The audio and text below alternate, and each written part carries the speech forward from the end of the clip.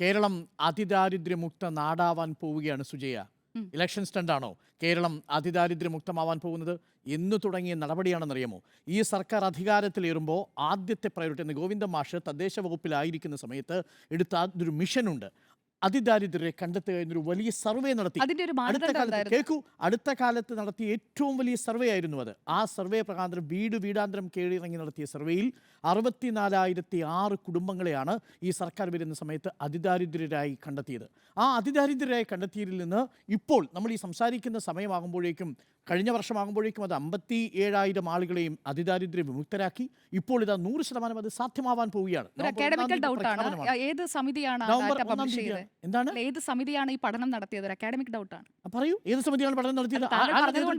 ഇന്ത്യയിൽ മറ്റേതെങ്കിലും ഒരു സംസ്ഥാനത്ത് അതിദാരിദ്ര്യമുക്തമായ ഒരു സംസ്ഥാനമായി പ്രഖ്യാപിച്ചിട്ടുണ്ടോ? അല്ല, പ്രഖ്യാപനം ഞാനും കാത്തിരിക്കുകയാണ്. അത് ഏത് സമിതിയാണെന്ന് അറിയാൻ വേണ്ടി നടത്തിയതാണ് സംസ്ഥാന സർക്കാർ. എന്താ സംശയം? സംസ്ഥാന സർക്കാർ തദ്ദേശ വകുപ്പിന്റെ മേൽനോട്ടത്തിലാണ് സർവേ പൂർത്തിയാക്കിയത്. ഇതിൽ സംശയമുള്ളത് സുജയ, എനിക്ക് മനസ്സിലായി. എന്റെ സംശയമല്ല, ഞാൻ ചോദിക്കാൻ കാരണം സാമ്പത്തിക വിദഗ്ധരും സാമൂഹ്യ പ്രവർത്തകരും ഈ അതിദാരിദ്ര്യമുക്ത കേരളം പ്രഖ്യാപനം നടത്തിയത് എങ്ങനെയാണെന്ന് ചോദിച്ചൊരു കത്തയച്ചായിരുന്നു. താങ്കൾ അറിഞ്ഞു എന്ന് എനിക്ക് അറിയാം. അപ്പൊ അവരതിൽ ആ കത്തിൽ പറഞ്ഞിരിക്കുന്ന ചോദ്യങ്ങളിൽ പ്രധാനപ്പെട്ട സമിതിയാണ് ഈ സർവേ നടത്തിയത്? തദ്ദേശ വകുപ്പാണ്.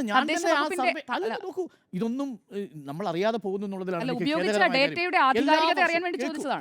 എല്ലാ വർഷവും നമ്മൾ സ്വരാജ് ട്രോഫി എന്ന് പറയുന്ന ഒരു ട്രോഫി ഉണ്ട്. എന്താണെന്ന് അറിയുമോ? തദ്ദേശ വകുപ്പുകൾ വിവിധ മാനദണ്ഡങ്ങളിൽ അതാത് വകുപ്പുകളുടെ പെർഫോമൻസ് ഓഡിറ്റ് ചെയ്യുന്നൊരു സംഭവമാണ്. എല്ലാ വർഷവും നടക്കാറുള്ളതാണ്. ഇതിനോടൊപ്പം അനുബന്ധമായിട്ട് നടത്തുന്ന വിവിധ സർവേകളുണ്ട്. കുടുംബശ്രീ പ്രവർത്തകര്,